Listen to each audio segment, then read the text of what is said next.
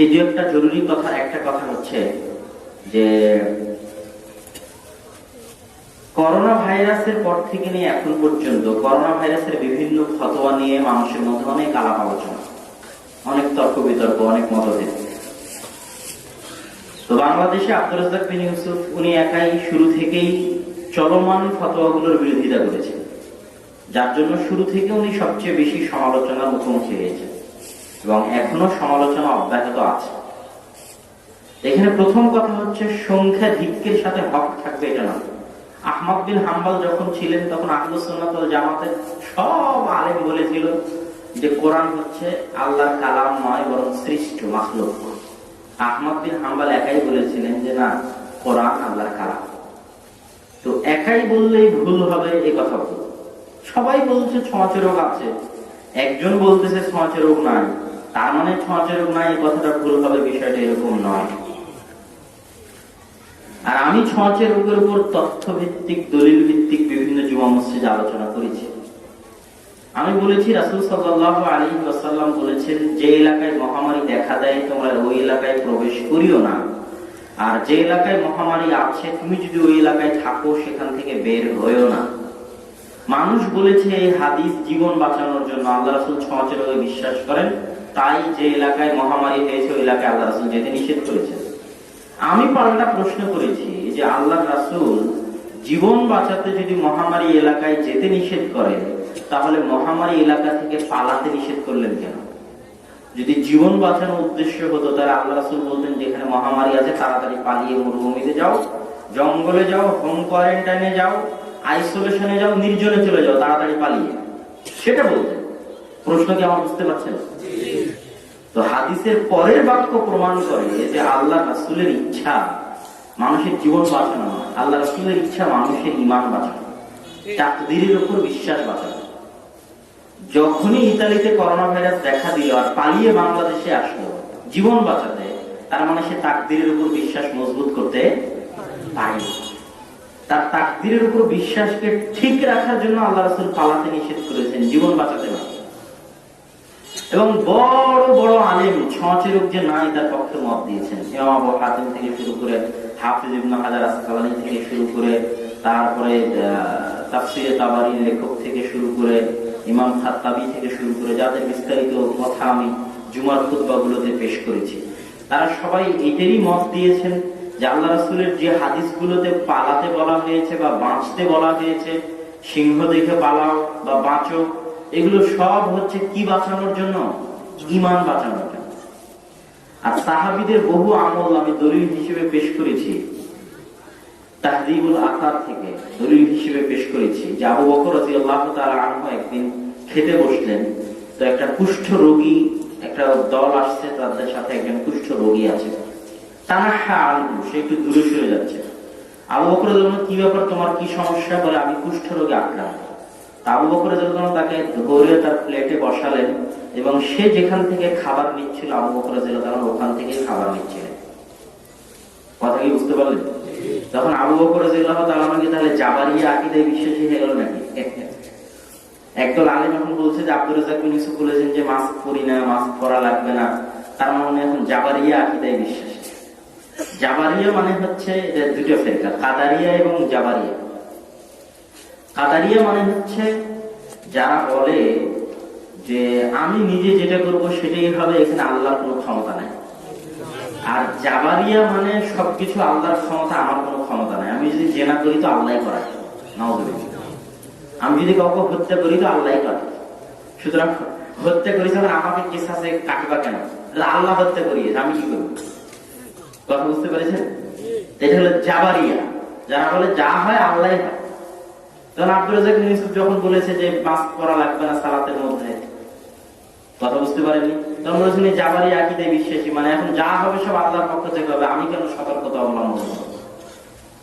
এইটা যে কত বড় মিথ্যা অপবাদ। অথচ করোনা ভাইরাসের শুরু থেকে নিয়ে এখন পর্যন্ত সতর্কতার বিষয়ে আলেম ওলামা জনগণের সামনে সত্য জিনিস পেশ করতে পারেনি। সতর্কতার জন্য কি পেশ করতে হবে এটা আব্দুর রাজ্জাক বিন ইউসুফ পেশ করতে পেরেছে। সেটা হচ্ছে পবিত্রতা, পরিষ্কার পরিচ্ছন্নতা, ওযু, গোসল। যে করোনা ভাইরাসের শুরু থেকে উনি আলোচনা করে আসছেন সতর্কতা, যে করোনা ভাইরাসের সতর্কতা কিসে? আল্লাহ রাসূলের দেখানো পথে। অজু করো, আল্লাহ রাসূল তো বারবার অজু করতে বলেছে। অজু করো, গোসল করো, ইসলামের যে পবিত্রতার বিধান, মিসওয়াক করো প্রত্যেক সালাতের আগে, 5 ওয়াক্ত সালাতে অজু করো।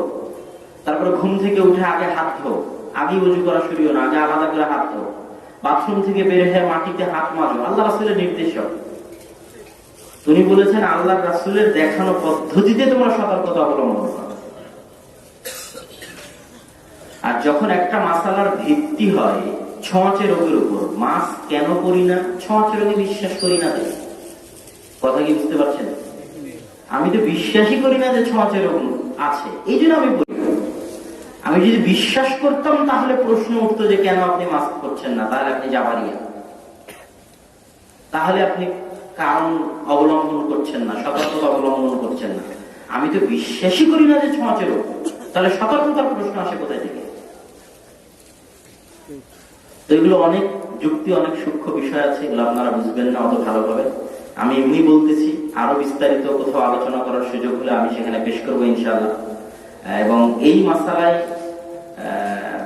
যেখানে সবাই নিজেদেরকে সালাফি সালেহিনের দাবি দেয় যে আমি সালাফি, যারা অভিযোগ করতেছে তারা খুব জোর গলায় বলতেছে আমরা সালাফি।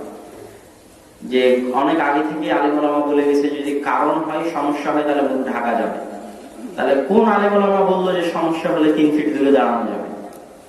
তুমি যদি এতই সালাফি হও তো একজন সালাফ দেখাও, যে কোন সালাফ বলেছেন পৃথিবীর কোন যুগে গত 1400 বছরে কোন আলেম, এমন কোন আলেম, এমন কোন ইমাম যিনি বলেছেন যে ফাঁকা ফাঁকা হয়ে দাঁড়ানো যাবে সমস্যা হলে? মহামারী তো আজকে না, হাজারো দিন মহামারী হয়েছে। মিথ্যা দলিল পেশ করে ইতিহাস গ্রন্থ থেকে, তাহা মিথ্যা দলিল যে মসজিদ নাকি বন্ধ করা হয়েছে, অনুবাদ করা যায় না। অজ্ঞ জাহেল মানুষ অনুবাদ করা যায় না। ওখানে বলা হচ্ছে মৃত্যুর হার এত বেশি যে নামাজ পড়ার মতো মুসল্লি নাই। আরবি ইবারত হচ্ছে যে মৃত্যু হয়ে গ্রাম এমন সাফ হয়ে গেছে যে নামাজ পড়ার মতো কি নাই, মুসল্লি নাই। মুসল্লি না থাকার কারণে মসজিদ বন্ধ হয়ে গেছে। ওই আরবি ইবারত তুলে দিয়ে বলতেছে যে তখন সেই যুগে মসজিদ বন্ধ করা হয়েছিল। কত বড় জাহেল, অজ্ঞ, আর আসছে গন্ডগোল করতে, তর্ক বিতর্ক করতে। অথচ মুসল্লি নাই, এই জন্য মসজিদ বন্ধ হয়ে গেছে। কিন্তু ছোঁয়াচে রোগ থেকে বাঁচতে, মহামারী থেকে বাঁচতে সরকারি ভাবে যেভাবে মসজিদ বন্ধ করা হলো, এভাবে কোন যুগে কোন সালাফ, কোন সাহাবী, কোন তাবি, কোন তাবে তাবি, কোন ইমাম, কে বললো শত যুগে সব যুগে মহামারী হয়েছে? কে বললো যে তোমরা এখন মসজিদে যাও না? কেউ বলেনি।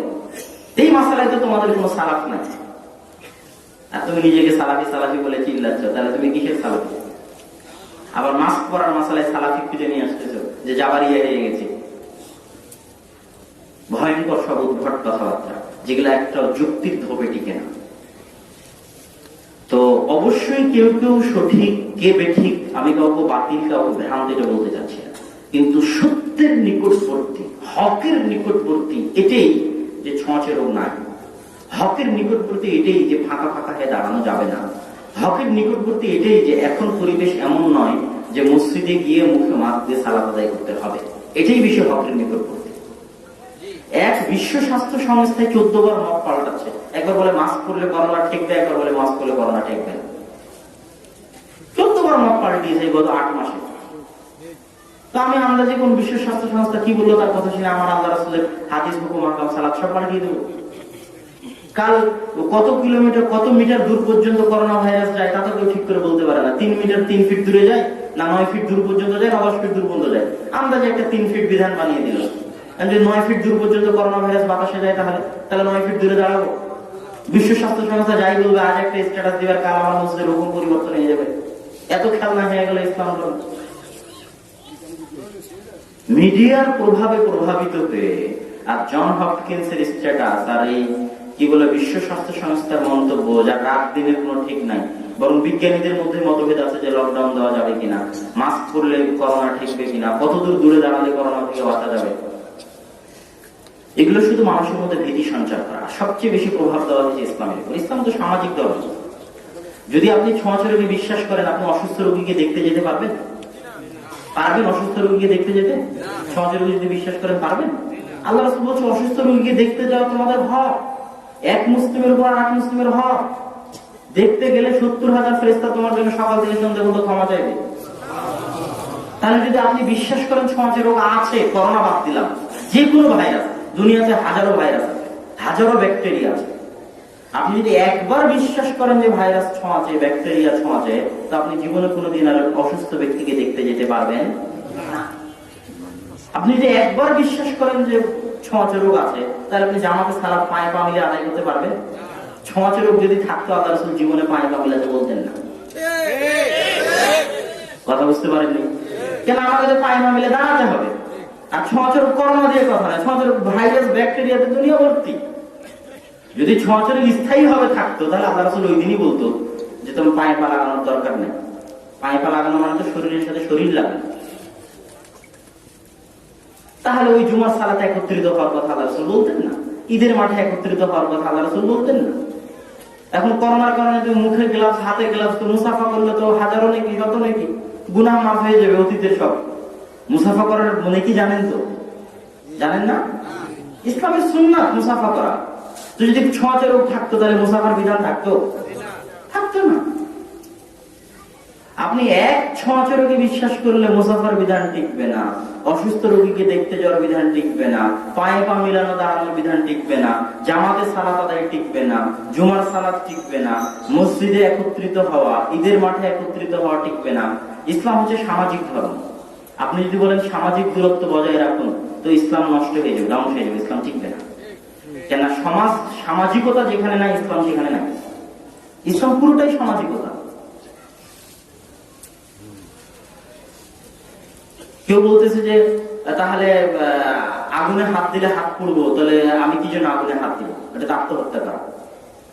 তাহলে আমি যদি জানতেছি করোনা ভাইরাস আক্রান্ত হবো, তাহলে কি জন্য আমি যাবো? কি জন্য আমি মাস্ক পরবো না?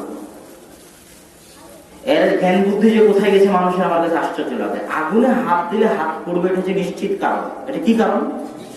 ছুরি দিয়ে জবাই করলে মারা যাবে, এটা নিশ্চিত কারণ।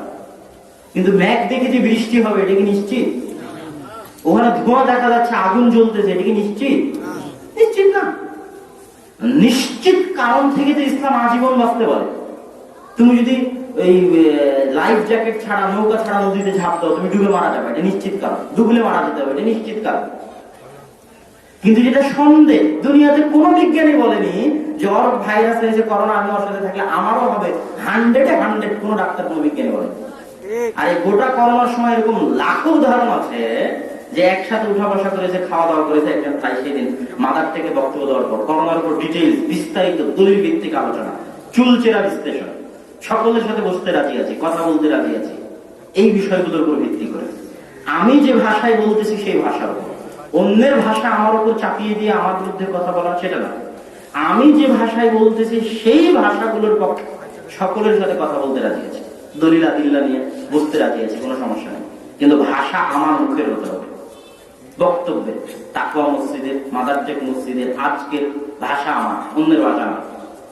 তো সেই দিন একজন ভাই বলতেছে মাদার টেক মসজিদে খুতবা দেওয়ার পর যে আমি আব্দুর রাজ্জাক বিন ইউসুফের আলোচনা শুনে আমি, আমার দায়িত্ব পড়েছিল পুলিশে, যেখানে করোনার রোগীরা কোয়ারেন্টাইনে থাকে সেখানকার। তো আমি প্রথমে ভয়ে যেতে রাজি হচ্ছিলাম না। ওস্তাদের বক্তব্য শুনে আমি ভাবলাম ভাগ্যে যা আছে সেটা হবে, আমি দায়িত্ব পালন করি। তো আমি একটা জিনিস খেয়াল করেছি, কোয়ারেন্টাইনে যত রোগী ছিল সব অনেকের খাবার বাঁচত, খাবার শেষ হলো, সেই খাবারটা আমরা একটা ডাস্টবিনে জমা করে নিচে ফেলে দিতাম। তো করোনা রোগীদের খাবার হওয়ার কারণে কেউ ভয়ে হাত দিত না। তো ওদের নিচে একটা পাগল বসেছিল, ওই পাগল প্রত্যেক দিন এই খাবারটা খেত। কিন্তু আল্লাহর হস্তে কোনোদিন দেখিনি যে পাগল অসুস্থ হয়েছে। তাহলে শত করোনা রোগীর খাবার এক পাগল খায়। উনি আমাকে শোনাল মাদার থেকে খুতবার পরে যে শত করোনা রোগীর খাবার কে খায়? একজন পাগল খায়, কিন্তু আর করোনা খায়। এরকম হাজার উদাহরণ আছে। তাহলে করোনা হলে আমারও হবে এটা নিশ্চিত নয়। ডাক্তারি ভাবো, বিজ্ঞানী ভাবো, সন্দেহ। কি সন্দেহ? আর সন্দেহের উপর ইসলামের হুকুম হয় না। সন্দেহ একবার অন্তরে ঢুকে গেলে পৃথিবীতে চলা যাবে না, বাস করতে পারবে না, পৃথিবী অকেজো হয়ে যাবে, নন্দলালের মতো ঘরে বসে থাকতে হবে। কথা বুঝতে পেরেছেন? সন্দেহ দিয়ে পৃথিবী চলে, এই জন্য সন্দেহ ইসলামের হুকুম না। অথবা আউল ফাউল উল্টা পাল্টা যুক্তি দিয়ে নিজের মতকে ঠিক করার কোনো প্রয়োজন নাই। এখন মানুষও বুঝে গেছে 8 মাস পরে 9 মাস পরে যে আব্দুর রাজ্জাক বিন ইউসুফ 8 মাস আগে যে ফতোয়া দিয়েছিল ওটাই ঠিক ছিল। কথা কি ভুল বললাম?